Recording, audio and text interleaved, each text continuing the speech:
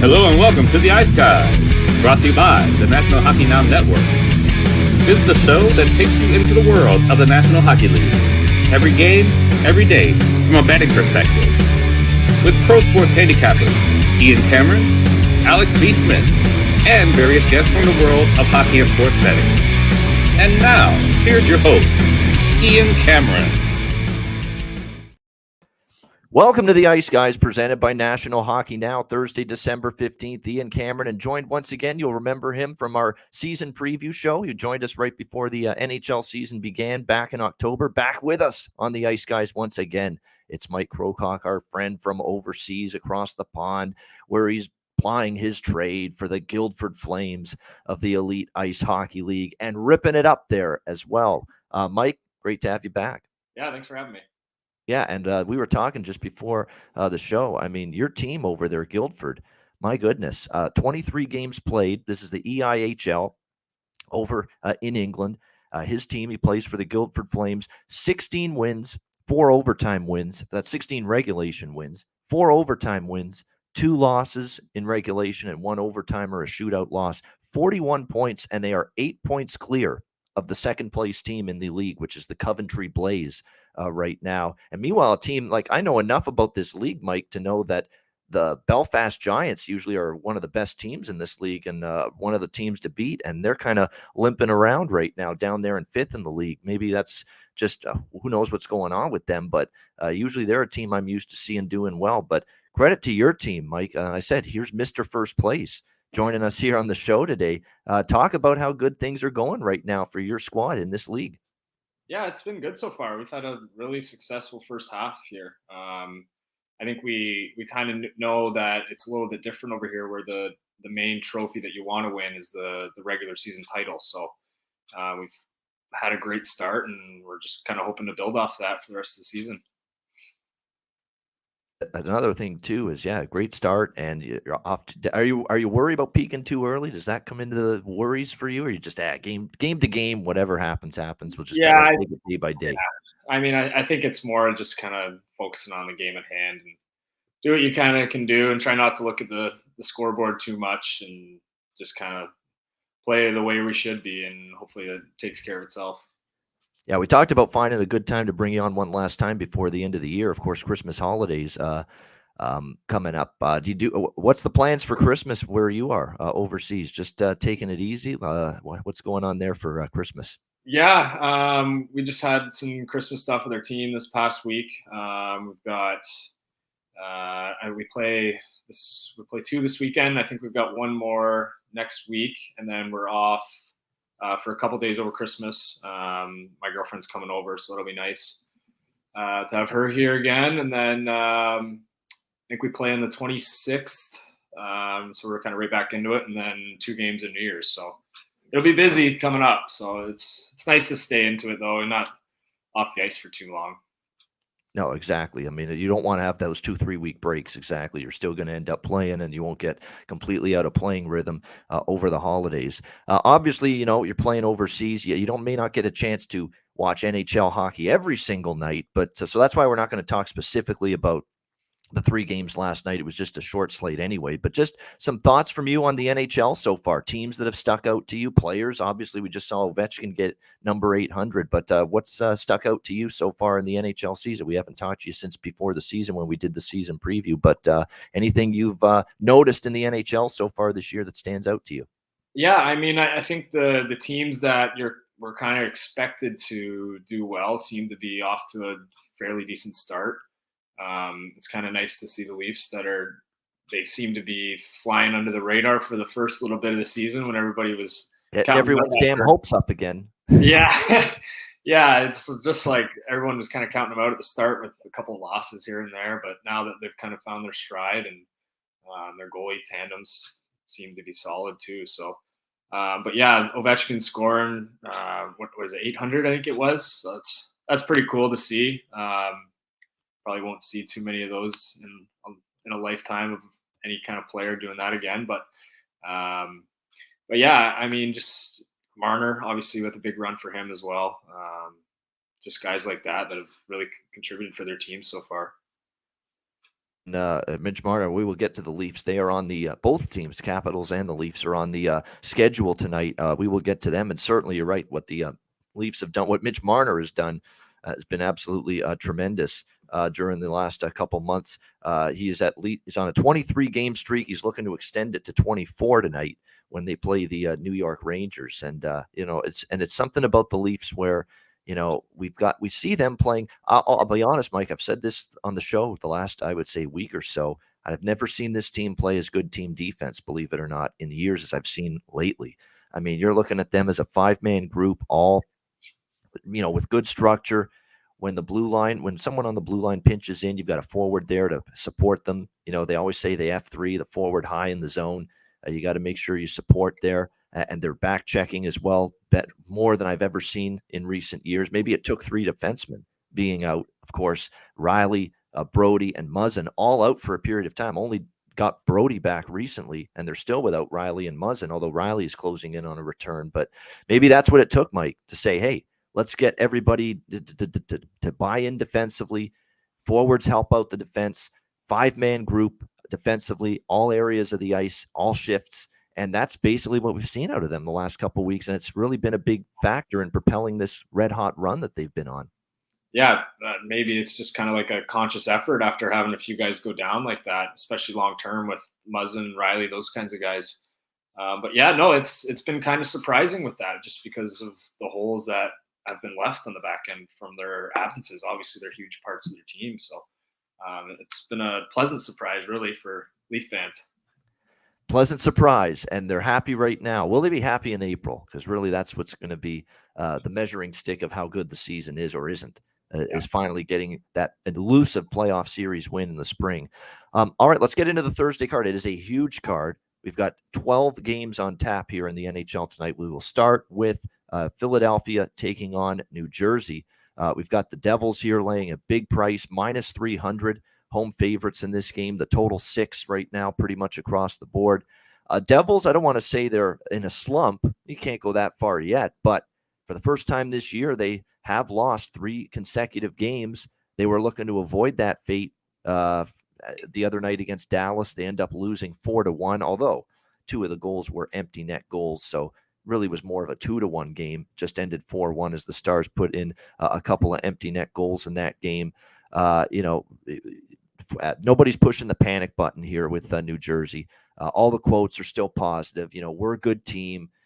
We still win the week if we win our next 2 games and we get more points than we lost. That's what Eric Howlett said. So, yeah, be disappointed, but there's nobody pushing the panic button here that we've lost 3 in a row. You'd like to think this could be the night when you snap out of it, facing, of course, the struggling Philadelphia Flyers, one of the worst teams in the NHL, just 9 wins on the season. And on a 4-game losing streak. Although I've said this about the Flyers, it's tough to lay a big number with them consistently because you still feel that at the end of the night, Mike, at the third period, you're going to be there biting your fingernails because one thing the Flyers have done consistently is battle, compete. Work ethic has been there. The problem with them is they just haven't had enough offensive finish. That's been their issue all season long. They could outwork the opponent, outshoot the opponent, and it's something that's happened regularly. They've actually outshot the opponent in the 4 games that they've lost in a row coming into tonight. And despite losing to Washington, they outshot them 30-25. The Vegas overtime loss, they had the edge in shots there. Same thing in the Arizona game, they lost in OT, and even against the mighty Avalanche, who haven't been so mighty lately with all the injuries, but still, outshoot the Avs 28-25, but they lose 3-2 in Denver the other night. So again, it's work ethic is good. Attention to detail defensively is good. There's a lot of elements of this team's game that you like, but they're just not paying off their offensive chances, and the shots and the expected goals are probably higher than what we're actually seeing go in the net right now for the Philadelphia Flyers. And that's the issue. They just don't have a ton of those big time offensive game breakers on this hockey team. They just don't. And it hurts even more when, you don't have Sean Couturier all year, who was counted upon so much for offense and especially the 2-way game at the center ice position. As far as the injury situation goes for this game tonight, Flyers and Devils, there are still a lot of injuries for Philly. I mentioned Couturier already. Wade Allison's still out. Tony DeAngelo on the back end is out. Cam Atkinson is hurt again day to day. with the upper body injury. Zach McEwen day-to-day as well. New Jersey has Bastian out, and pretty much that's about it. Palat's been out, but he's been out for a while. Carter Hart, Vitek Vanacek confirmed goalies in this one. Don't really have a strong feel. I don't have a bet on this game as of right now. I may not. Feels like a spot for the Devils to snap out of it. Maybe the first period if you want to back New Jersey. That first period puck line is not a bad price. You can get it at -0.5 plus 115 in this game. I think that's the only smidget of value you can get from the Devils in this game, because even the puck line is not exactly a great option, because to lay a full game puck line is -110 with the -1.5. So maybe just to jump on Philly in the first 20 minutes, 3 losses in a row, have that strong start, something the Devils might be looking for here. So I haven't bet anything, may not, but I lean at least to the Devils first period puck line there, -0.5 plus 115. Mike, what do you think of your Flyers Devils? Yeah, I think you want to think that New Jersey would have a strong outing against them tonight, especially rival game with them being so close together. I think I just saw that the last few of their games have been pretty tight, 1-goal games. So it would be a tough one to kind of decide, just because you never know with those rivalry games. But you're right, New Jersey should roll them pretty well. I mean, just looking at the standings as well in the Metropolitan, like Jersey's at the top with 44 and Philly's with 25. So it is a big difference. But again, you never know with these types of games where New Jersey coming off a loss, it could go either way kind of thing. Maybe they're down confidence, whatever. But you would hope that they'd come out and win tonight.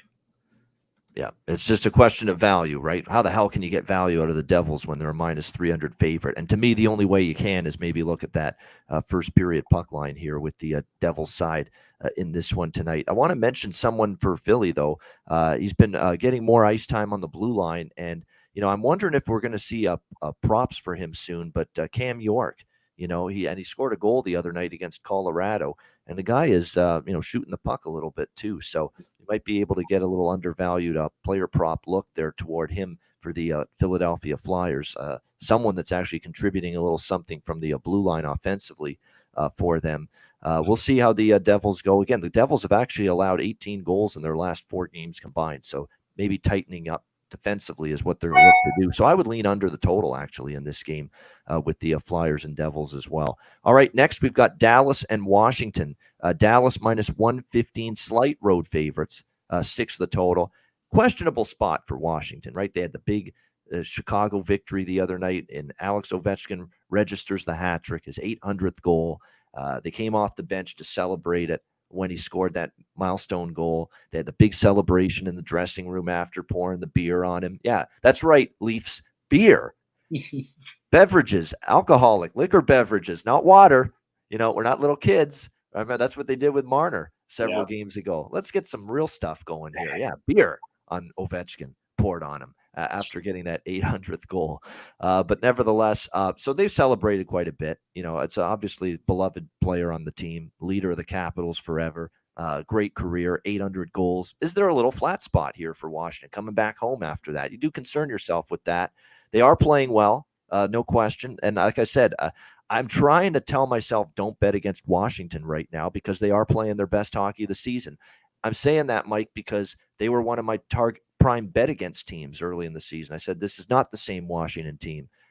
They were beaten up to shit with injuries, to begin the season. And they actually still have a bunch of key players out, but I think Tom Wilson will be back soon for the Capitals. They're slowly getting healthier. They got TJ Oshie back recently as well. They got their best defenseman, Dmitry Orlov, at least best defensive defenseman back. Still have Fehervari out on the blue line. Darcy Kemper's still out. Hagelin still out. Wilson not quite ready to return. Backstrom hasn't played yet this year. Lars Eller now is day-to-day, a game-time decision with an upper body injury tonight. So there's still a bunch of key players here out for Washington. I'm just concerned about the spot after such a momentous night for OV the other night. Do my Craig Laughlin impression. Wow, that's a big goal, Joe B, for Alex Ovechkin there. Number 800 for the Caps. One of the great goals he scored. Great job by OV there for the Capitals. That's if you know Craig Laughlin, the longtime analyst of the Capitals, you know his voice. And that's probably what he would sound like there calling the game the other night. But Yeah, I definitely lean hard to Dallas. I have not pulled the trigger yet on the Stars. The Stars are not in the greatest of, in terms of they've played a lot of games in a short period of time right now. So it's, third game in 4 days for them entering this game, but they are off 4-1 win against New Jersey. A nice bounce back after losing against Pittsburgh the other night. Jake Ottinger confirmed in net.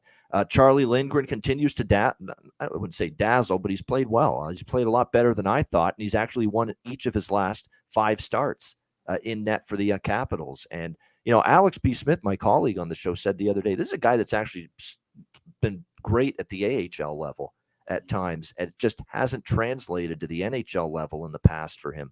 Well, now it is starting to just a little bit. So I haven't bet the game yet, but definitely a strong lean to Dallas here in this one. I'm mulling it over right now because I do question this spot for Washington, and I still think negatively of them more than positively. But I will say this, they are playing some of their best hockey. They're on a little run now. They've won 5 in a row, although I will say as well, they've beaten Philly, Seattle, who are struggling again a little bit, and Chicago, 3 of the last 4 wins. So Sisters of the Poor, a little bit of an element with that in those victories. What do you think here, Mike? Dallas, Washington?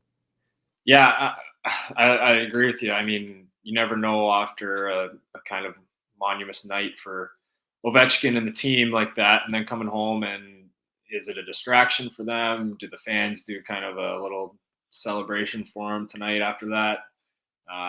You never know with that kind of stuff away from the game. But then again, like I think they've won 5 in a row now, so it's a tough spot to be able to count them out of this game.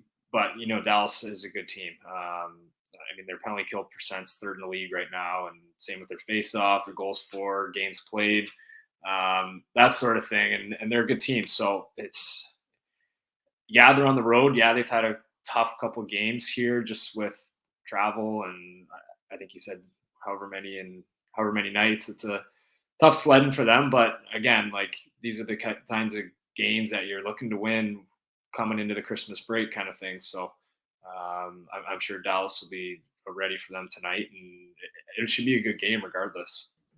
Yeah, and there should be some, by the way, if you're going to do SGP, you're going to construct some same game parlays in this game.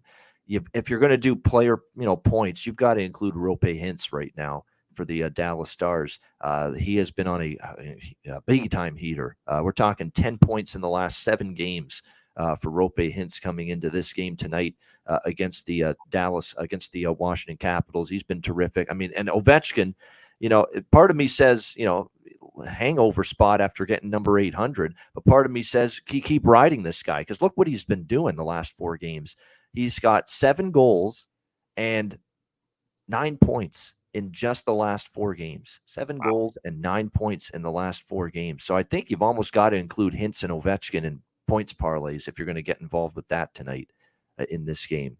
Are you going to strive for something like that, Mike? There, 9 points. I mean, yeah, I didn't realize that Ovechkin had that many points in that short amount of time. But yeah, I mean, you never know with that. That just shows you. And you know what? We said this yesterday about Ovechkin. He's not scoring those end-to-end rush goals like he used to. Remember early in his career, Mike, he'd go up and down the ice and score off the rush. And he's not scoring those kind of goals as much, but he's changed his offensive game where he's now going to the net a bit more. He's still got his office set up that still teams can't figure it out. Still, after 16 years of him being in the league, that he goes to the face-off dot for the one-timer, especially on the power play, and yet he still can't be stopped doing that. So it's just been remarkable. He just finds the dead zone in coverage, and bam, still finds the spot and has that lethal one-timer, but he's still able to score. He's maybe the way he scores has changed a little bit, but he's still able to score goals, and he's proven that right now. No question about that. All right, Seattle and Carolina. We've got Carolina minus 200 home favorites here, 5.5 the total in this game. I'm sticking to my guns here, even with the Mr. Beach Ball, as I call him, Martin Jones in net here for Seattle, and he can't stop one half the time. Martin Jones in net for the Seattle Kraken. He did get a better performance out of him in his last start. Remember, over the weekend against the Florida Panthers, and Seattle won that game by a score of 5-2. And Martin Jones was in net in that game. So it was a better performance from him in his last start. Prior to that, it had been rough. But how can I all week long talk about how I'm worried about this spot here for Carolina off the long road trip. It was very successful.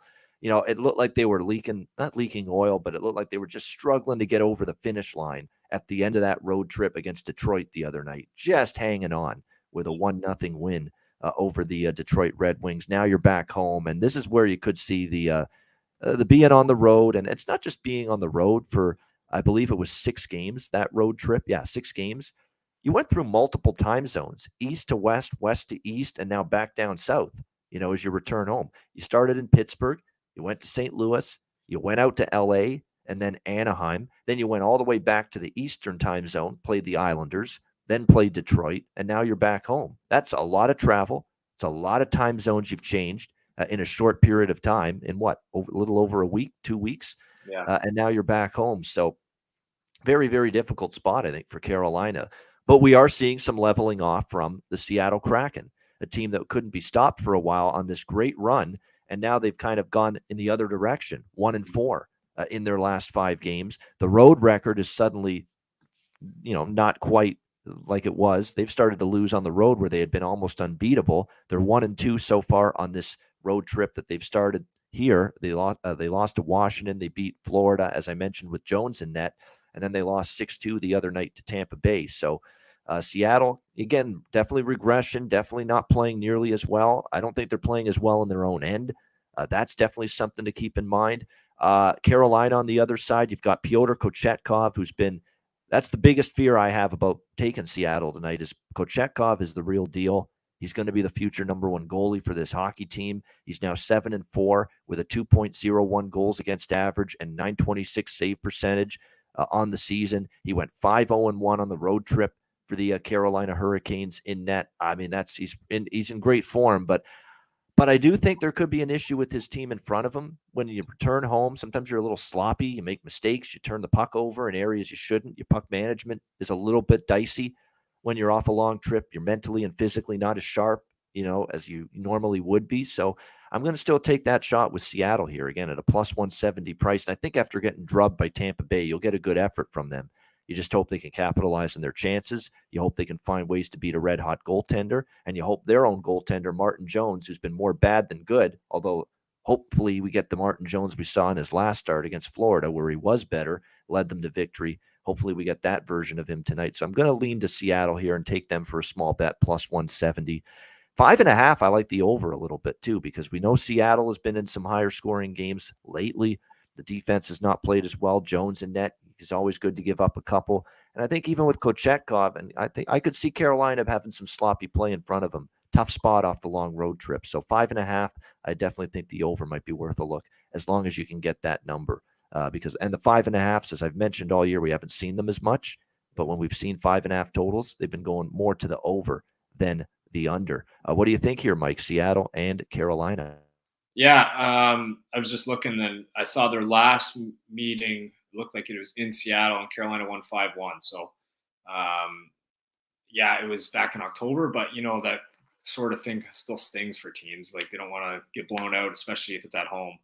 And then, like you said about their goalie with Carolina, they've won their last 2 games, and they've had shutouts, but they're only winning 1-0 and 3-0.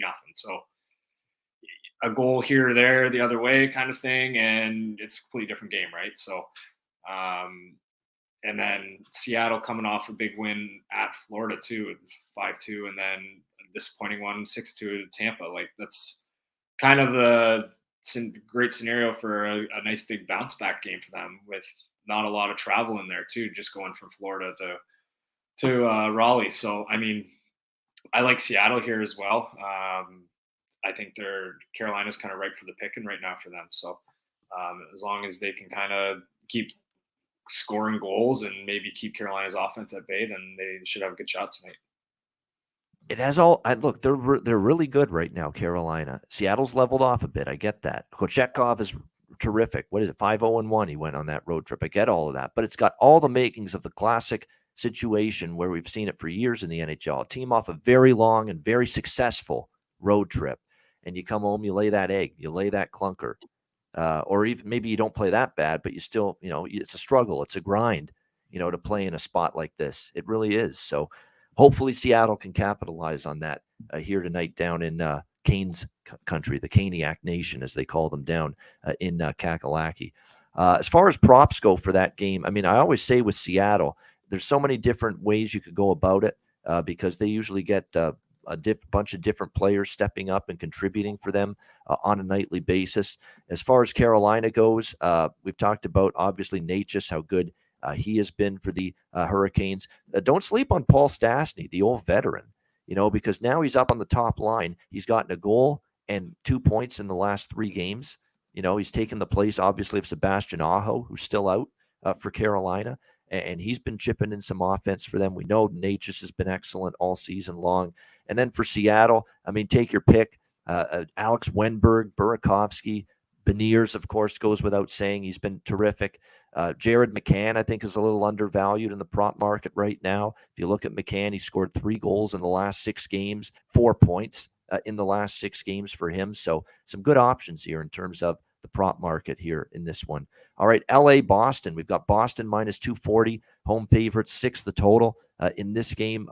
Boston continues to roll on home ice. Their only home defeat this year still to the Vegas Golden Knights in the Bruce Cassidy Bowl over a week ago when he made his return to Boston as a head coach of the Golden Knights. And you could tell Vegas was going to be amped up to win that game for him, and that's exactly what happened. And other than that, they've been unblemished at home. It hasn't been as easy for them, though, lately. I mean, they've had some close calls. They beat Carolina in overtime. Tampa Bay win at home was pretty close. They need a shootout to survive the Islanders 4-3. In their last home game, but they're not a team I'm stepping in front of on home ice right now. Just not going to do it, especially with LA up and down and more down than up. Now, you do have LA off an embarrassing third period. Really, it was. I mean, that game was scoreless going into the third period. Mike, we were on our Ice Guys live betcast on Tuesday night, and I think all of us, Alex, me, some of our viewers, we had Buffalo. We had over 3.5, 5.5, and 6.5 goals in that game. And we were staring at 0-0 going into the third period. And we're thinking at that point, holy fuck, we could lose all 4 of these bets and go 0-4. And like, this is going to be a disaster. And then sure enough, the Sabres get 6 goals in the third period. And we end up going 3-1 with those 4 bets. Buffalo cashes over 3.5. The live bet we took over 3.5 came through. The over 5.5 cashes because they got that 6th goal with about a minute to go. And we went 3-1. The only thing that didn't come through was that initial over 6.5 for the game because it ended 6-0. You talk about a little Christmas miracle a couple weeks ahead of schedule. That's what that game was, Mike. For me, Alex and a bunch of our BetCast viewers made us very happy the other night. But obviously, that's a horrendous third period for LA. They are going to want to make amends for that tonight. I'm sure you're going to get a hard effort from them. But will it be enough to win against Boston on the road with their defensive issues, with Quick struggling in net? Copley has been actually a little bit better than Quick lately. And as far as the goaltending for this game tonight goes, Phoenix Copley is again getting the start here for the LA Kings. Now, he was in net for the Buffalo game, and the 6-goal onslaught in the third period. And all of a sudden, like, his goals against and his save percentage were pretty good before that third period. And now all of a sudden it's 3.33 and 884 save percentage. But it tells you all you need to know as well where LA thinks Jonathan Quick is right now. Obviously, they think he's struggling, that they're giving Phoenix Copley, a journeyman goalie for years in the Washington organization, the St. Louis organization, AHL for a bit, that they're giving him back-to-back starts here for the LA Kings. So, lean over actually in this game. 6 the total. LA has kind of been trending that way with their defensive struggles. They've gone over the total at a 5-3 clip in their last 8 games. Meanwhile, you look at series history here. We've seen 4 of the last 5 meetings between the Bruins and the Kings go over the total. 2 of the last 3 in Boston have gone over the total. So I think the over is the bet that I might look to pull the trigger on here with Kings and Bruins. What do you think here, Mike? LA, Boston. Yeah, I think I like the over bet as well. It's hard to kind of bet against Boston at home, especially right now. And I don't know if LA is the team that's going to come in and beat them at home either. Just looking at some of their team stats for Boston, their power play percent's 3rd in the league, penalty kills 1st. Their goals against average is 1st in the league as well, giving up just over 2 goals a game. So I think it's hard to bet against them, especially to lose. But again, they're a team that can score as well, right? So taking that over is I like that play a lot, especially with LA contributing to that as well, because they can score too. So yeah, I like that bet. All right, liking over the total here in this one. Copley confirmed. I think Allmark will be in net for Boston. Hasn't been confirmed, but you would expect him to be in net after the victory against the Islanders. And then, of course, he was in net against Vegas as well. The only start Swayman has had in the last week was that Arizona game, and I figured they'd give him that game. But definitely it's been Linus Allmark has just been remarkable for the Bruins. That being said, if you actually look, he did give up 3 goals the other night, and he's not going to, pitch a shutout or give up only one every single game. And I like betting teams to strike back offensively, Mike, after being shut out. Do you find that when just playing the game all these years, that when teams get shut out, they get blanked like LA did? There's more of a focus on let's get our freaking offense going. Let's focus on maybe getting that side of our game going and put the puck in the net when you get blanked the previous game. Yeah, sometimes maybe it's a little just more emphasis on simple things like go to the net kind of thing. So, yeah, when you're a team and you get shut out the last game, you're definitely looking to rebound from that and try to put up as many as you can the next one. That's for sure. It's a betting angle that I don't always go that route, but often I like to go that route. I think I consider it at the very least. Team gets shut out the last game, they have a bounce back offensively the next game. And that's why I think the Kings might find the back of the net here. But am I going to trust the Kings penalty kill, which has given up 5 power play goals in the last 2 games against this Bruins team, which has been ripping it up with the power play all season long? I mean, we've got the 3rd ranked power play in the league, Mike, in the Bruins, and the 28th ranked penalty kill in LA. So that's why I think we get goals both ways, in my opinion, here tonight with the Kings and the Bruins. All right, next up, Anaheim and Montreal. And a good game for if you're going to take point props and any props with Boston players, look at the power play points props tonight. You'll get better prices. You've got a matchup advantage where you have a great power play against a struggling penalty kill. If you're going to take Bruins player props, sweeten the pot, if you will, and look at the power play points because you'll get better prices with that. All right, Anaheim, Montreal minus 155, home favorites, 6 the total in this game. Anaheim could tell us that they're going to go through a wall tonight after getting shut out by Toronto 7-0, and I still wouldn't have an interest in backing them at all. Not one damn penny on this Anaheim team right now. Not going to do it.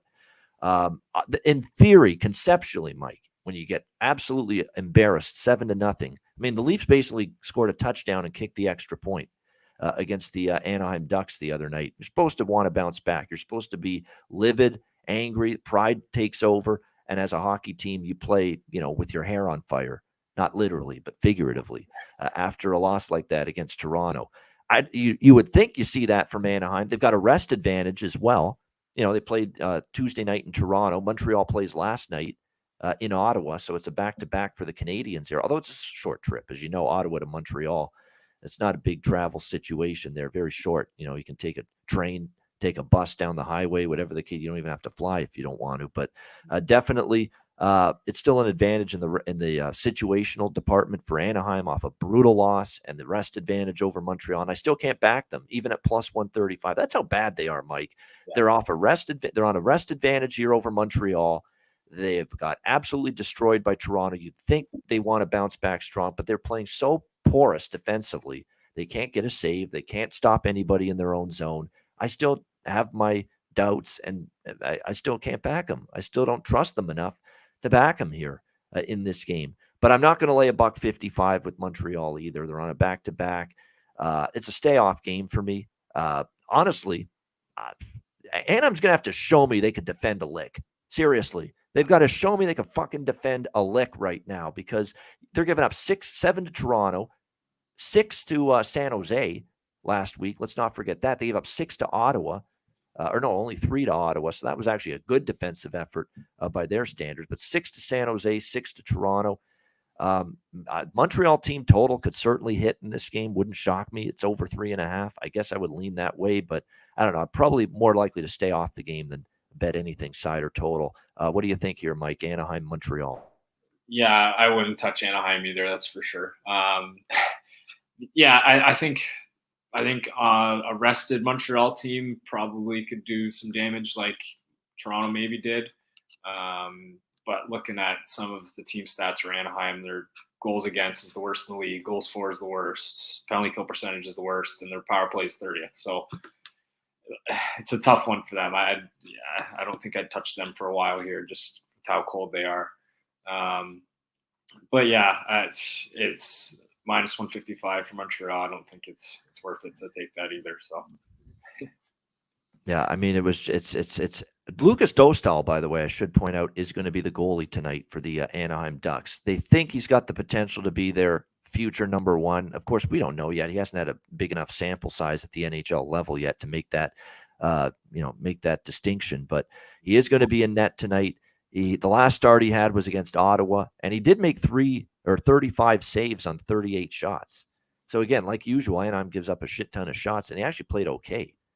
Given how sieve-like this defense has been all year. He only gave up 3 goals, which is actually not bad. And then he had to come into the game against Toronto the other night after Gibson got pulled.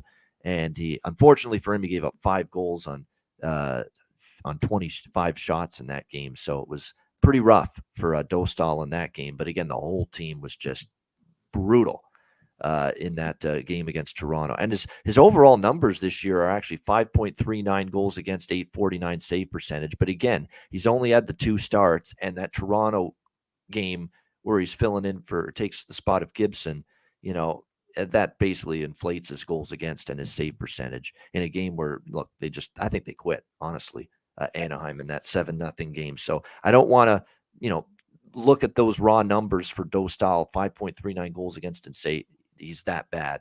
He was thrown into a brutal situation against Toronto. Team had nothing going. They were getting ripped apart defensively. Gibson had already been pulled. I think now this is going to be a more accurate assessment of how good maybe this kid can be long term. I don't know. This is, in theory, conceptually, this is a spot and I'm supposed to show up and play like it's Game 7, of a playoff series when you get embarrassed like that. But we'll have to see if they can take advantage of it. All right. And by the way, for props with Montreal, Slavkovsky, Caulfield, Suzuki, take your pick. Any of those guys, I think, are Doc, who, again, continues to be undervalued. Do you know, Mike, that he's been on the top line for Montreal for weeks with Suzuki and Caulfield? Kirby Doc, who was a nice addition from Chicago. They've been pricing him at plus 500 in some books to score a goal, and he's on the top line. I mean, it's the kind of shit you got to take advantage of. Yeah. And I've been looking to bet him to score a goal. How do you have someone that's been on the top line for this team at plus 500 like he was last night at some books? So, great. Shop around. You'll get a good price on Doc tonight, once again, for the Montreal Canadiens. All right, Pittsburgh and Florida. We've got even money here, minus 110 both sides, 6.5 the total in this game. Florida Panthers, one of their best games in a while the other night, albeit it was against Columbus. Pump the brakes. Don't get too excited. I mean, Columbus has their issues, but it was a step in the right direction for an inconsistent Florida Panthers team. There's no doubt. Better job. Bobrovsky getting a shutout. I mean, I almost have to make sure I didn't have too much beer that night. I mean, seeing that Bobrovsky actually got a shutout. Holy mackerel. It's been a while since we've seen that from goalie Bob. But, at the same point in time, you still get those stoke the fires of competition and wanting to be at your best when you play your former team. And he was playing Columbus that night. And definitely, I think that played a part in how well he played in that game. I was thinking maybe Spencer Knight would be ready to return tonight because Paul Maurice has been hinting for a few days now that we'd get close to the time when he'd be ready to return for the Panthers, but not yet with that illness. It looks like it'll be Sergei Bobrovsky once again confirmed in net tonight for the Panthers in this game. There's a flu bug running through the Panthers, too. I was reading something from George Richards, Florida Hockey Now. And by the way, nationalhockeynow.com are a great partners here for the Ice Guys show. Make sure you're checking out their team websites. So many of the beat writers and the reporters do a great job, great insight on the teams. George Richards saying that there's a little bit of an illness thing going around with the Panthers right now. And you can see it in the terms of their lineup tonight. Matthew Tkachuk's dealing with it. He wasn't at practice today, and he may not play tonight for the Panthers. Carter Verhaeghe, who's been just absolutely phenomenal for them this season. He's also dealing with that same type of illness that's running through the team. He's also day-to-day. They're gutted at the center ice position. Chris Tierney, Anton Lundell, Colin White, all at the center ice position are either questionable or out for this game tonight. So all of a sudden, you could be looking at a shorthanded team that's maybe not feeling 100% as this little illness runs through the group a little bit. right now. And then on the flip side, you've got a Pittsburgh team that's playing outstanding hockey right now coming into this game. Penguins have played great at both ends of the ice. Their entire game, Mike, is coming together. Crosby's been insane. This is remarkable. He's 35 years old now, and he's actually playing some of the best hockey he's played in years, coming into this game tonight for the Pittsburgh Penguins. Crosby, in the last, I believe, 14 games, he has, in terms of goals, 2, 4, 5, 6, 7, 8, 10, 11 goals. And in terms of points, 3, 5, 6, 7, 9, 10, 11, 15, 7, 19 points in the last 14 games for Sidney Crosby. So he's been excellent. He's turning back the clock. He's healthy. That's a big thing, too, because we've seen him suffer a few injuries. He's missed some time the last couple of years. He's healthy now. Absolutely, he's been, and that makes a huge difference for Pittsburgh. Rickard Rakell has been really good. That whole top line for Pittsburgh, it's impressive with Crosby playing at the level he's playing at, and then Rakell and Gensel, his line mates. It's been a terrific line. Now, Jason Zucker is out. They'll miss him. He's had a nice season so far for the Pittsburgh Penguins. He's out indefinitely, week to week, lower body injury, 6 goals, 14 assists for him. Jeff Petry's on IR as well, but Chad Ruedel comes into the lineup. I don't think they skip too much of a beat. Maybe you miss a little of the offensive upside Petry brings, but Petry can sometimes be shaky in his own end. We saw that with Montreal. We've seen it at times with Pittsburgh. Chad Ruedel actually might be a little bit better in terms of steady defensive play in his own zone. So it's not a huge drop-off, in my opinion, there with Ruedel taking the spot of Petry on that Pittsburgh blue line. So I like Pittsburgh here. Even money, minus 110. Florida's going to have to show me they can beat more than Columbus before I'm ready to back them in this game. Bobrovsky, trust him to have 2 good starts in a row. I'll see it before I believe it. Let's go with Pittsburgh here, minus 110 in this one for me. Ride this Penguins team, playing their best hockey right now, 6-game win streak. And look, they've beaten some good teams too.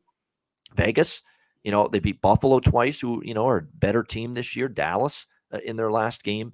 I'm going to ride it here. Penguins, even money. What do you think here, Mike?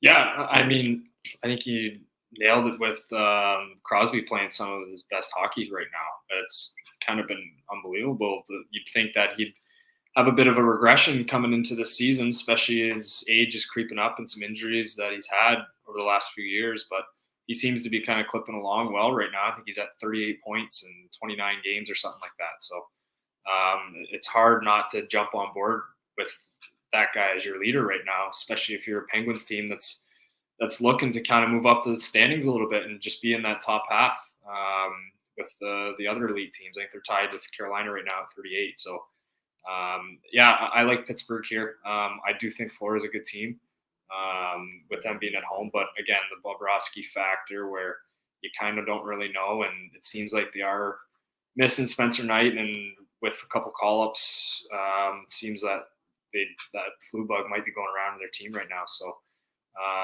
I like Pittsburgh tonight here as well.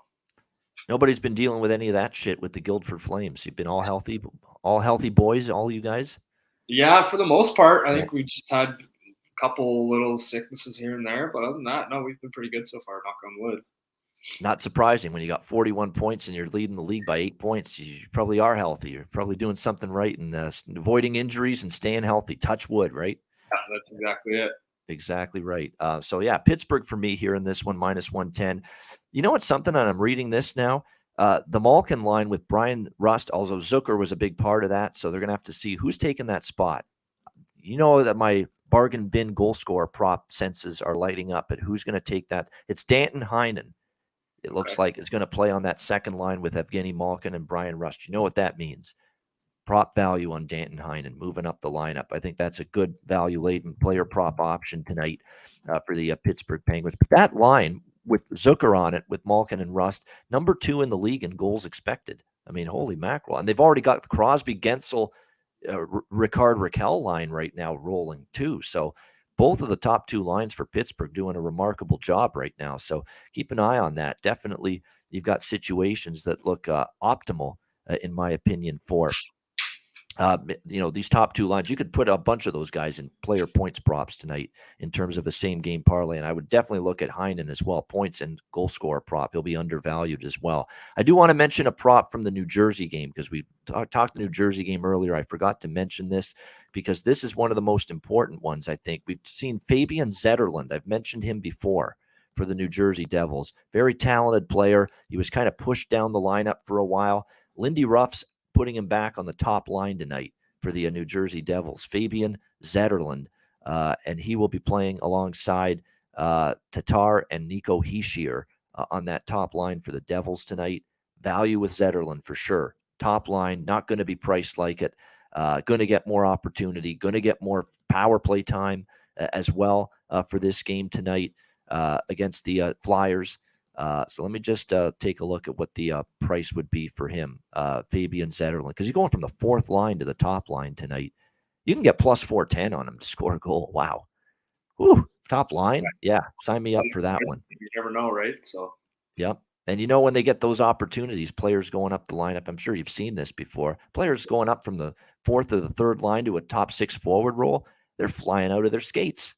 They want to make an impact. They want to take advantage of the opportunity. So it's conceptually, I think it makes sense to look in these directions when you're seeing the player moving up the lineup. I'm also looking up to see who else is in that situation. I'll tell you what, I had Curtis Lazar, Mike, in that same situation last night for Vancouver. Score a goal, moving up to the top line. He didn't, but man, he had chances. Like early in the game, like he got stopped by Markstrom, and he was right in a point blank chance. And that's all you can ask for. Get the chances, and if he finds the back of the net, one of these players moving up the lineup at a plus 400, 500 price, that's definitely what you're looking for. All right, Columbus, Tampa Bay. We've got Tampa Bay minus 310 home favorite, 6.5 the total in this game. The Lightning playing great hockey, took care of business against Seattle the other night. Mikhail Sergachev on defense looks like he is questionable for this game. Banged up, might not play tonight, says John Cooper, the head coach. So game time decision for him.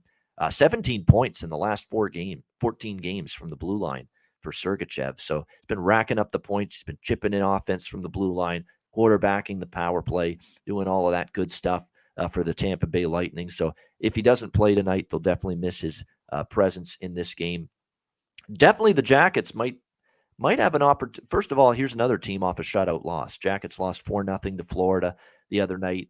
Yeah, we talked about this with LA. I think teams in this spot, they look for their offense more than their defense. Like, let's get our offense going. We got blanked in the last game. I think the Jackets will look to do that tonight. And they get Brian Elliott, the backup goaltender for Tampa Bay tonight, not Andrei Vasilevsky. So a little bit of a break there for them. They are still banged up. Again, 4 starting D, Bean, Blankenberg, Boquist, Werenski out of the lineup. They're just going to simply have trouble keeping the puck out of the net, and especially with the way Tampa Bay is going right now. You got to believe Tampa Bay is going to be able to find the back of the net here in this game against Danil Tarasov, by the way, is going to be in net for the Jackets. Jonas Korpisalo remains on IR. Elvis Merzlikins continues to be Elvis Merzlikin in net, as in he's leaking oil, leaking pucks right now. And I hate to actually make light of it because I think, like I've said, a lot of it is due to that tragedy that happened with his teammate, his countrymate, Matisse Kivlenieks, passing away in that fireworks incident. He has not been the same goaltender ever since that happened. I think he needs a change of scenery. I honestly think he should get dealt out of Columbus. Sometimes you just need to get away, fresh start, clean slate. Maybe Merzlikins needs that right now for Columbus. But it'll be Tarasov in net. Believe it or not, he's got the best numbers of any Columbus goaltender this year, and it's still below average. 3.17 goals against average, 912 save percentage for him. Tampa Bay should still find the back of the net. You look at what they've been doing lately offensively. They've been scoring goals. Columbus, I think, after getting blanked, and they get Elliott, not Vasilevsky, in net, they'll score some goals as well. I like over 6.5 here with Columbus, Tampa Bay tonight. Mike, what do you think here, Jackets and Lightning? Yeah, I'm with you there. I do like that over. You got guys like Laine who are starting to heat up a little bit. I think he's got 7 points his last 5 games, and then how can you go and think that Nikita Kucherov won't get a goal or a point tonight as well? So those kinds of guys are there for a reason. And that over 6.5 looks like that'd be pretty good, especially with some struggling goaltenders and even a backup goaltender going in tonight for Tampa. So yeah, no, I like that. I wouldn't want to take Tampa straight up with the 310. But yeah, I think the over 6.5 looks pretty good.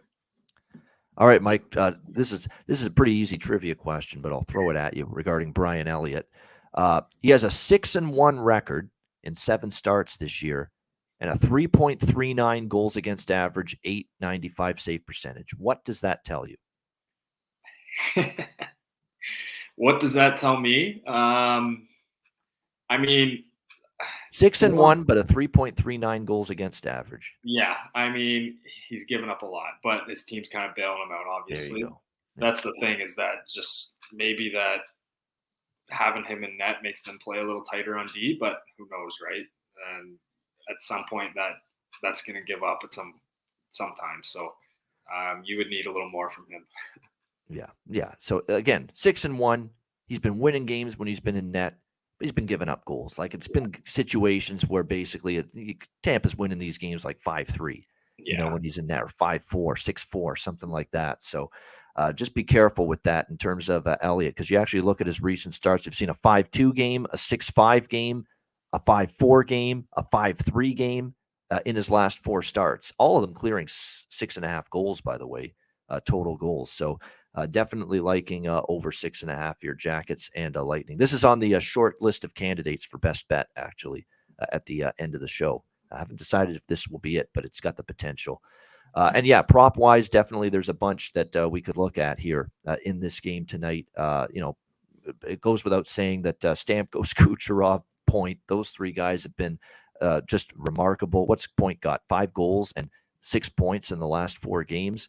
Yeah. Stamkos has got he's on a point streak. Yes, he is. He's on a crazy point streak too. 1, 2, 3, 4, 5, 6, 7, 8, 9, 10, 11, 12, 13, 14 game point streak now for Stamkos. So this is a good game to go. Stamkos, put some point props together with Point, with Stamkos, with Kucherov. You know, Nick Paul's chipped in some goals. You could go in that direction. Ross Colton and Corey Perry, are starting to get their depth scoring going for the Lightning as well. Perry's got 2 goals in the last 3 games.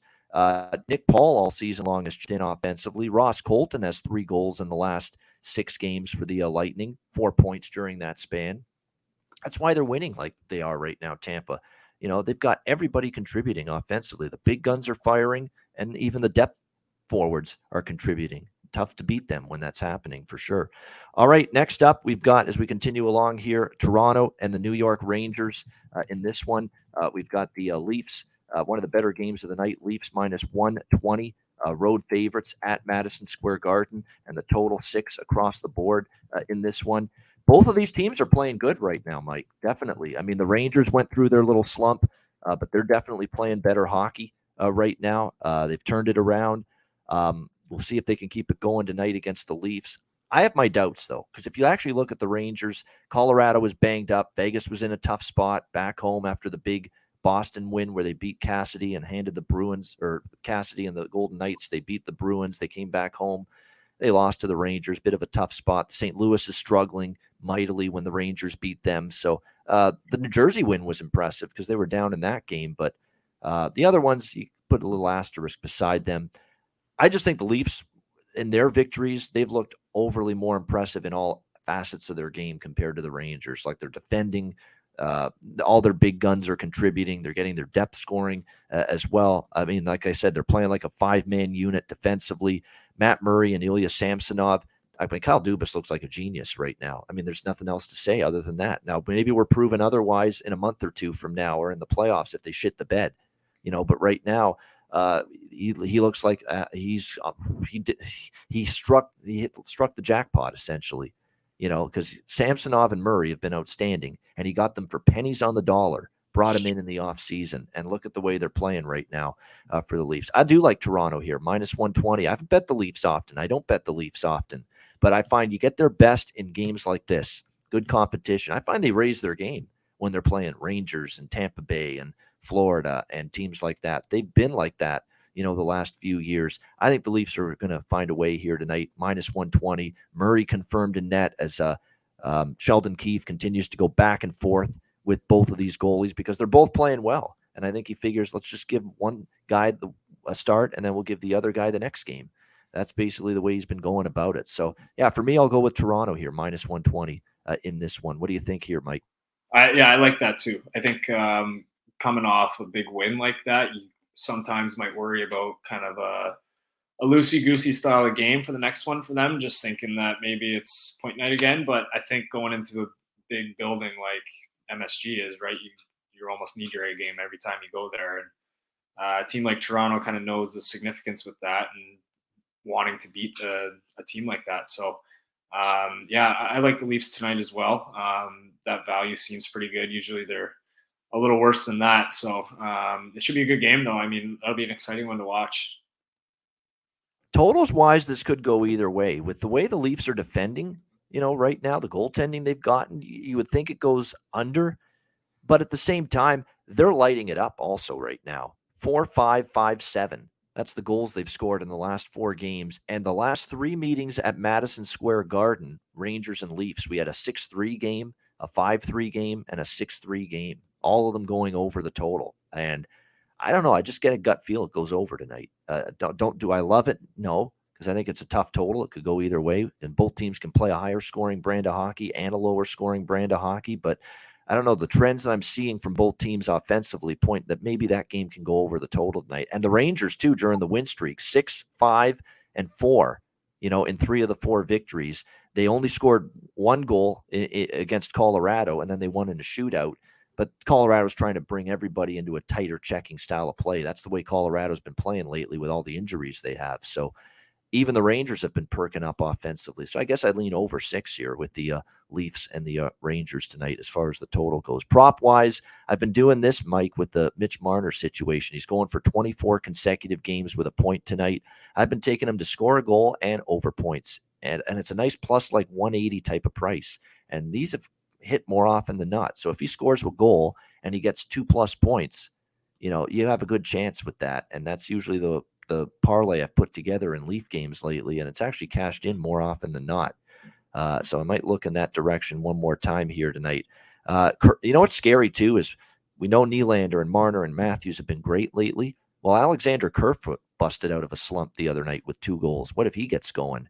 Pierre Engvall's starting to get going offensively for you. Like, their bottom lines are now starting to score as well. So scary stuff to prepare for when you're playing the Toronto Maple Leafs right now, for sure. All right, Nashville, Winnipeg. Next up, we've got Winnipeg minus 155, home favorites in this game, minus 160 in some spots, total 6 across the board in this one.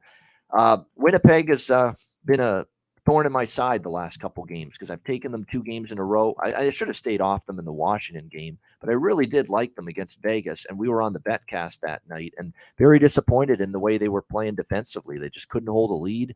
Vegas always answered. Maybe not one of Hellebuck's better games, but I'm coming right back to the Jets tonight. This is the end of this homestand. They've lost the first 2 games of this homestand. They don't want to go 0-3 before they go on the road. You got a Nashville team that is down and struggling right now. They lose to Ottawa. They get shut out by St. Louis, 1-0 in their last game. They cannot score goals. They cannot put the puck in the ocean right now, the Nashville Predators. That's an issue. I think you get the Jets bouncing back. I think you get Hellebuck in net bouncing back as well. We know he's bounced back Hellebuck. Do you know how good he's been in his career with the Jets when he gives up like 5 or more goals in his previous game? He has been just nails the next time he's been in net for them. So I'd expect that kind of game from Hellebuck tonight. I'd go Winnipeg first period puck line because I think, again, the slow starts, they want to erase those. You can get plus 155 with first period puck line. I'm going to go with Jets in regulation, get that down to even money. A Nashville team total under with the way they're struggling and the way Hellebuck bounces back after a bad game. I don't mind that bet at all either. And full game under, I think, too, because I think the Jets are going to win like a 4-1 type of game. I could see it being like 4-1 Jets, 3-1 Jets, something like that here tonight against this Nashville Predators team. So it's basically Winnipeg first period puck line, Winnipeg in regulation, and I would certainly lean full game under and Preds team total under as well. What do you think, Mike? Preds, Jets? Yeah, I like the Jets as well tonight. I think just the way that Nashville's been playing lately is just kind of tough. And I think I've said all year long is just that the Winnipeg team, they just find ways to win. And coming off like a coming back to their home rink in Winnipeg, and I'm sure Nashville doesn't really want to be in Winnipeg, Manitoba tonight. So it might be a good one for them to really put it to them. And again, like you said, I mean, I really don't think Hellebuck's going to give up too many tonight. And Nashville doesn't really have that offensive power that we're used to seeing them with having the last few years. So I like Winnipeg tonight and even that under as well. All right, liking the under and the Jets, Mike, in this one as well. And yeah, in terms of the goaltending, it is confirmed on both sides. UC Saros, Connor Hellebuck, your goaltending matchup here in this game. As far as the Jets props, I think more of it's going to be focused on better cleaning it up in your own zone tonight. So the Jets might be comfortable with, a 3-1 win, maybe not looking to load up the offense tonight, but Perfetti on the top line is undervalued. Mikey Esimont has moved up to the second line for the Jets. Carson Kuhlman is going to be in the lineup tonight. He was claimed off waivers just a few days ago from Seattle. He had 1 goal, 2 assists in 14 games with the Kraken earlier this year. They're putting him on the third line with Adam Lowry and Axel Janssen-Fialbi on the third line for the Jets. How do you view it with the guy, collected off waivers by the Jets, thrown into the lineup, I believe, tonight for the first time with the Jets because he didn't play against Vegas? Want to make an impact? That's what I assume. This guy wants to come in there, make an impact, play a hard, strong game, and maybe get on the score sheet. So I'm always tempted when I see these situations. Guy gets claimed off waivers. They put him in the lineup for the first time. I sometimes want to bet that player in some form from a prop standpoint. Yeah, it always seems like a guy coming off waivers, obviously probably didn't want to be put on waivers. So going to a new team, a fresh little start, you never know, right? Playing in a different situation with different players, and you're getting all sorts of different opportunities than kind of what you're used to. So a fresh start, and that could do wonders for a guy, especially in that first game when you've got the juice and trying to prove some people wrong and why they waived you. Yeah, you mentioned the Predators too. Not crazy. A lot of teams, and maybe not crazy about being in Winnipeg, playing a game there. I know people that live in Winnipeg; they're not crazy about being there. Keith Grondin, you've seen him on the show before. Anybody that's watched the show, he played at Lakehead University, college hockey, university hockey. He lives in Winnipeg now. He's constantly ripping apart and bitching about the place he lives. I mean, it's just fucking Winnipeg, shitpeg, and all this stuff. I mean, it's way too harsh on his hometown. You live there, man. You should be trying to raise it up, not tear it down. Come on. Hard to do when it's that cold. Yeah, it is. That's what does. It just makes everybody miserable. It's exactly it. No doubt. All right, Vegas and Chicago. We got 3 games left. Vegas and Chicago here next up. Vegas minus 210, actually minus 200 to minus 210 in that range as road favorites. 6 the total in this game. Vegas, obviously, a very nice win against Winnipeg the other night, because we talked about the reason I liked Winnipeg as well in that game, Mike, was who was out of the lineup for Vegas. They had no Jack Eichel. I would say their best 2 defensemen, Alex Pietrangelo and Shea Theodore, were both out of the lineup as well for the Vegas Golden Knights in Winnipeg the other night, and still were able to get the job done and pick up a nice victory against a surging Winnipeg Jets team. So very impressed with Vegas. This is kind of smells like a bit of a flat spot for them, but at the same time, they're 13-3 on the road. They've been absolutely outstanding away from T-Mobile Arena this year. They start that road trip with that win, as I mentioned, against the Jets. Played really, really good hockey away from home, Vegas. Make no mistake about it. And although I will say they did lose their last visit to Chicago, and in fact, their last 2 trips to the Windy City, Chicago was on the winning end of both of those games. So this has been one building where they've had some issues here, the Vegas Golden Knights. But Chicago has been obviously in a free fall, 1-9 in their last 10 games, 4 straight losses coming into tonight. There's games where they get shut out, like they did against the Devils and the Islanders, and then there's games where they get absolutely lit up and given up a ton of goals. Thank goodness Arvid Soderblom is good to go here for the Blackhawks, because Peter Mrazek ain't it. I mean, it's cotton candy and plastic body parts for him, and that groin of his, it's being held together by duct tape and glue at this point. for Peter Mrazek. And then when he does get off a groin injury, he's not very good at the moment, unfortunately. So it's a bunch of issues with him. He got just absolutely destroyed by Washington the other night, gave up 7 goals in that game. So if you're Chicago, you're trying to, if you're Luke Richardson, you got to think, I got to put anybody in but Mrazek right now. And he's going to go back to Arvid Soderblom tonight, who has actually played decent at times. You know, he had the great start against the Rangers. He's given up 3 goals in each of his last 3 starts, but he's faced a shit ton of shots, and it could have been a lot worse, quite honestly. So the guy's actually played a little bit better than maybe we thought coming in, because last year it was a bit of a struggle. But he's had some decent starts. Will he have a good start here tonight? That remains to be seen. As far as the series history, 3 of the 5 have gone over the total. I kind of lean that way over the total, but I'm less reluctant, or I'm more reluctant, I should say, to bet an over with Chicago with this young kid in there compared to Mrazek, because he's actually been a little bit better. He's been serviceable at times. And this is a team that gives up a lot of high danger, a lot of high event opportunities, high event chances, lots of defensive zone time spent by Chicago. They get hemmed in all the time. The goalie's got to be good if they're going to have a chance to be competitive. And Soderblom's been that at times this year for the Blackhawks. So I guess I kind of lean over, but nothing super strong. What do you think here, Mike? Vegas, Chicago? Yeah, obviously, I think it's pretty well known that Vegas is probably the better team. But then again, like if some of these guys are out of the lineup tonight, like Eichel, obviously, and then like Shea Theodore and a couple other guys, then it does make it a tough night in Chicago. So do I want to back Chicago all the way? Not really. I do like that over though at 6, just because both teams can score. They do have certain guys who can step up and put the puck in the net, and I mean the goaltending isn't all that great either. So, and just looking at their records, I mean Chicago's 1-8-1 in their last 10. So, if Vegas can come in and put up a few, then maybe you'll get a little bit of a pushback from Chicago in their home rink. So yeah, I like that pick. All right, good stuff there. And by the way, that's a great point about the props there for Vegas. I've talked about Paul Cotter. You know, he's been undervalued a little bit for the Golden Knights, and he's still on the top line with Stevenson and Stone. But you know, this blue liner for them, Daniil Miramanov, he's played well. He got his first career NHL goal, and he had 3 points in the victory against Winnipeg the other night. He's been shooting the puck too. Two shots on goal, 3 and 3. It's basically 8 shots on goal in the last 3 games combined. So I don't know if books are going to have Miramanov props, because they don't always have them for every defenseman, especially, you know, defensemen that have just joined the team and been inserted into the lineup recently. But if you can find them here on him, Miramanov, that might be something to consider here, because like this guy is definitely, and it looks like we've got a goal prop for him.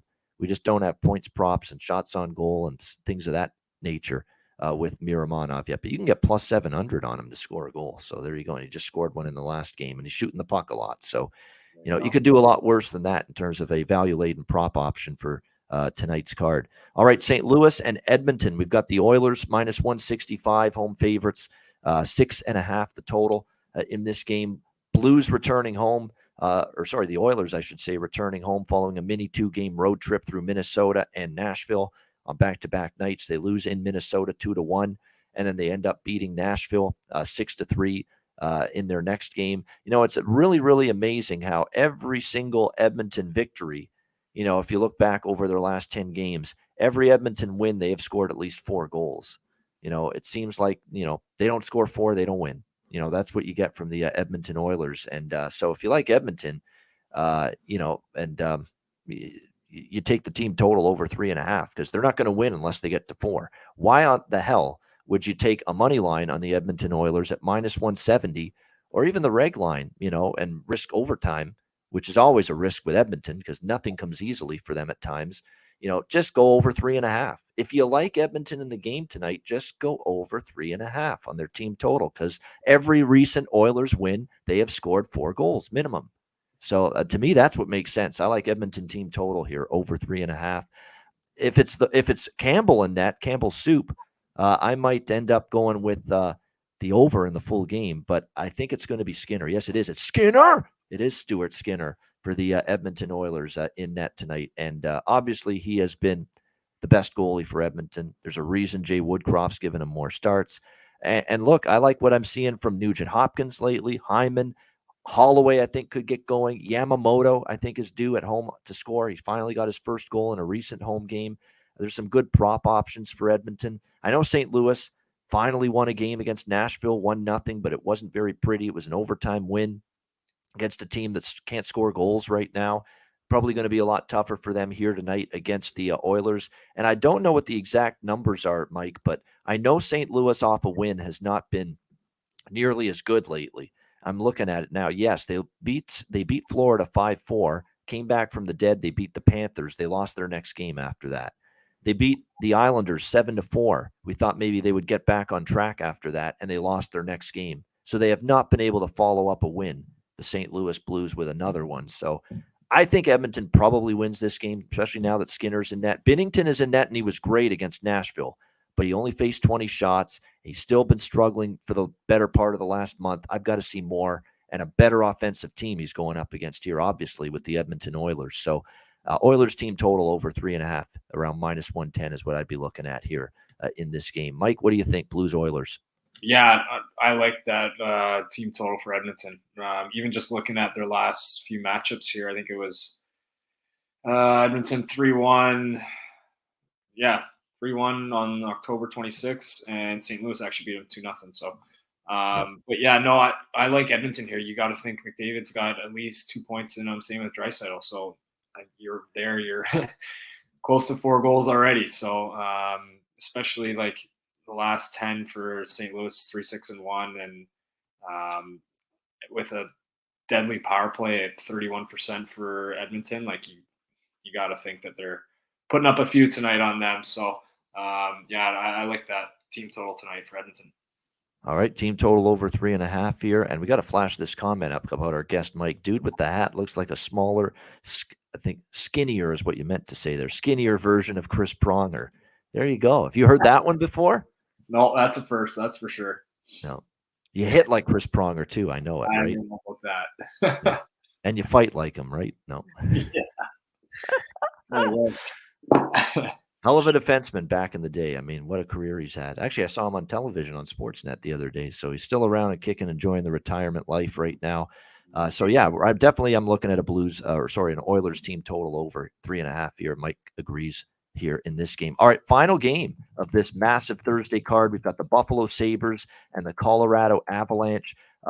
We've got Colorado -190. Home favorites in this game, and the total pretty much 6.5. Yeah, it is 6.5 pretty much across the board in this game. I think we've got a live dog potentially here. I'm not saying that as someone, I can't wait to hear someone say, well, you grew up a Sabres fan, Ian. Of course you're going to say something like that.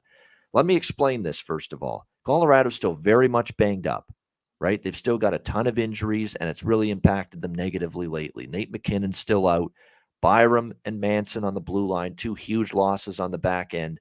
They've gotten a little bit healthier. We saw Arturi Lehkonen come back from an injury. Big Val Nichushkin recently came back from injury for the Avalanche as well.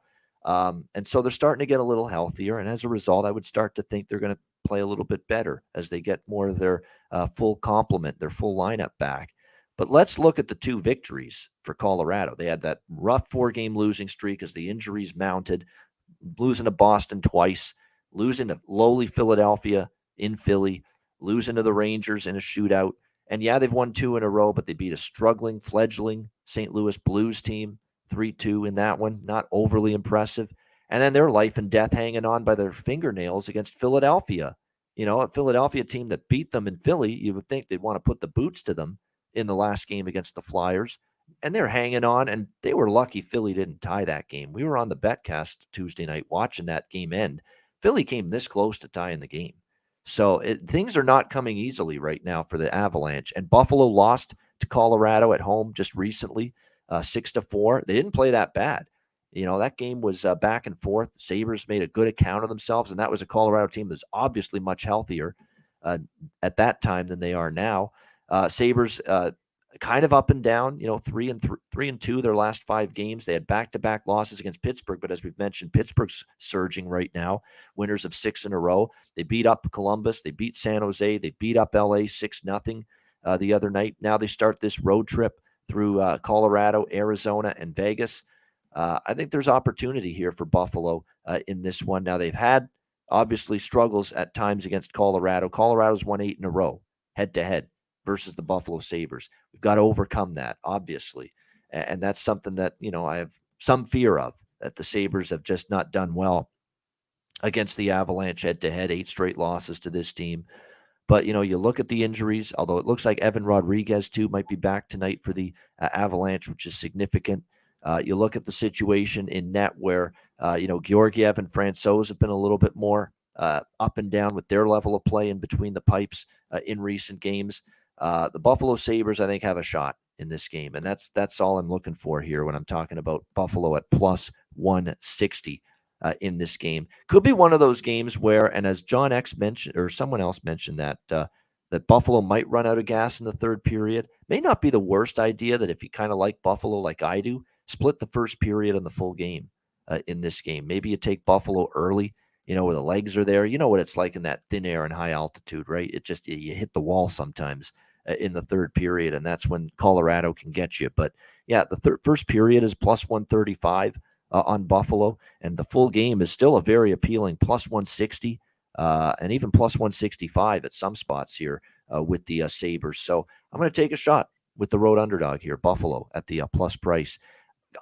This is a tough game from a total standpoint, Mike. Buffalo's been heavily trending over, but since Colorado's had all the injuries, they've been heavily trending under in their games. So I'm going to leave the total alone. What do you think here, Mike? Buffalo, Colorado.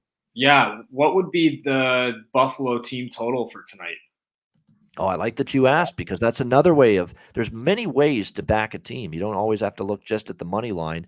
You could look at the team total, and I often do that with big underdogs. So that's probably something that's worth your while as well. Buffalo team total in this game is over 2.5 minus 135. Yeah, I mean, the only reason I suggest that is just because of the Tage Thompson effect, that how well he's played the last handful of games. I think he's got 12 points in the last 5. So, I mean, that could be a look that some people are looking at for a night in Colorado. Again, like you said, with the high altitude and thin air and all that kind of stuff, it does play a difference. Going into a third period, if you're a team that's kind of had to defend a little bit all night, then who knows, right? Colorado could strike on you then if you're up by a goal or two. But Buffalo's a good team as well. So I think somebody said that they're 1-9 in Colorado. I mean, it's a different Buffalo team now, I think, than previous years, especially with going into Colorado with how great of a team they've been the past few years, but even injury riddled. So I don't mind Buffalo here, especially that, that 2.5 for them as well. But yeah, who knows with that one? That's a tough one. Yeah, the 2.5's an option, though, definitely. I think. And one thing I've done before too, Mike, is I don't put everything on the money line. Sometimes with the big dog, I'll put a little bit on the money line, a little bit on the team total, because there's been many times when the underdog does not win the game, but they get to 3 goals and they lose like 4-3, something like that. Where if you take the team total and you split it up between the team total and the money line, you at least, you don't lose the entire amount of your bet. Or bets. So that's definitely the advantage of doing that. And yeah, in terms of the goal scorer and the player props for Buffalo, I always say just spread the wealth around with them, because Tage Thompson's the main event, right? The star attraction. Yeah. But don't sleep on Middlestat, who's starting to get it going. JJ Peterka, Dylan Cousins, Jack Quinn, that entire second line right now for the Sabres are on a roll for them right now. Jack Quinn, JJ Peterka, and Dylan Cousins. Point props and goal props with all of them right now have been worth a look for the last few weeks, and I think probably worth a look again here tonight against the Avs. Again, we don't have the goalies confirmed yet, so we think Anderson and Georgiev are projected to be in net, but none of those have been confirmed as of yet. There you go. That is the card. That is the 12-game NHL card for this Thursday. Mike, that's a hell of a job, because we have guests that come on Thursdays and Tuesdays, the bigger slates, and it's like putting them through the paces. It's like you've run a marathon. And then we got people that are on our shows sometimes on Wednesdays when there's like 2 games. And it's like, geez, you got off easy. Yeah. What a night for a Thursday night.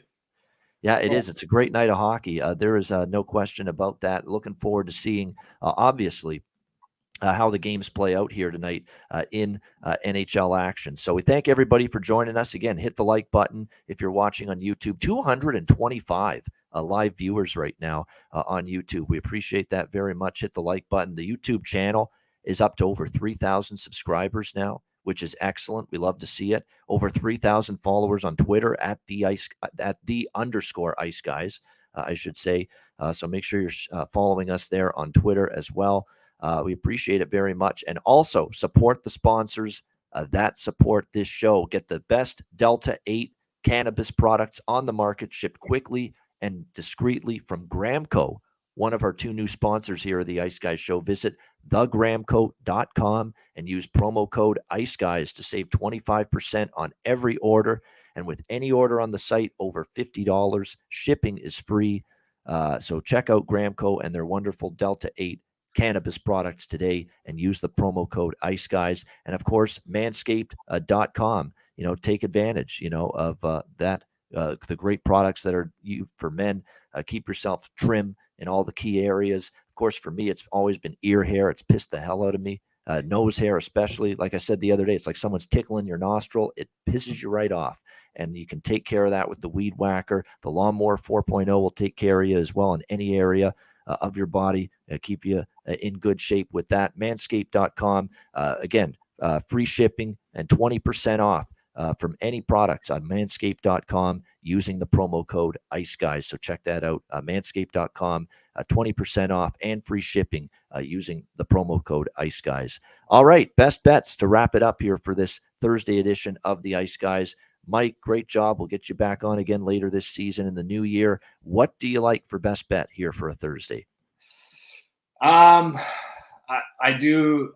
It's hard to bet against the Leafs, especially with how good they've been. I think that'll be my pick for tonight's Leafs over New York tonight. All right, that will be on my card. Won't be best bet, but it will be on my card as well. Toronto Maple Leafs minus 120 against the New York Rangers. Best bet for me, for Mike, I should say. Best bet for Mike Krokock, our guest today on the Ice Guys Show. My best bet for this Thursday card. Let me just see here. It's a good one. It's a tough one, actually. I'm going to give you 2. I'm going to give you 2 because I can't choose between them. Side and a total.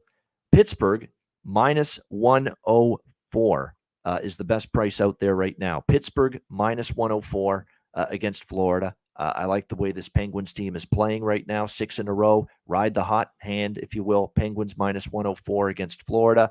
And I'm going to go with Columbus, Tampa Bay over 6.5, minus 120 as well. So there you go. A little bonus 2-pack of best bets for me on this Thursday edition of the Ice Guys. Pittsburgh minus 104 against Florida. Columbus, Tampa Bay over 6.5, minus 120. Let's see if we can get the 2-0 sweep with the best bets here tonight. Thanks to everyone for joining us. Hit the like button on the way out. Mike, final words before we wrap this up. Thanks for joining me today. Yeah, no problem. Thanks for having me on, and thanks for everybody for watching. Yeah, absolutely. We appreciate it very much. And a reminder, the Ice Guys is live 7 days a week, Monday to Friday, 2 p.m. Eastern, Saturday and Sunday, noon Eastern. If you can't watch the show live, download the Ice Guys podcast in audio form on all major podcast platforms, Google Podcasts, Apple Podcasts, Spotify, Stitcher, iHeartRadio, Amazon Music, and more. Download the Ice Guys podcast when you can't watch the show live. For our special guest, Mike Krokock, good luck to him and the Guildford Flames. Keep ripping it up overseas in the EIHL. Keep that first place record intact. We wish them all the best. I'm Ian Cameron. Have a great Thursday night. Enjoy the games and good luck. And we will talk to you again tomorrow on Friday, a Jimmy Murphy Friday edition of the Ice Guys presented by National Hockey Now.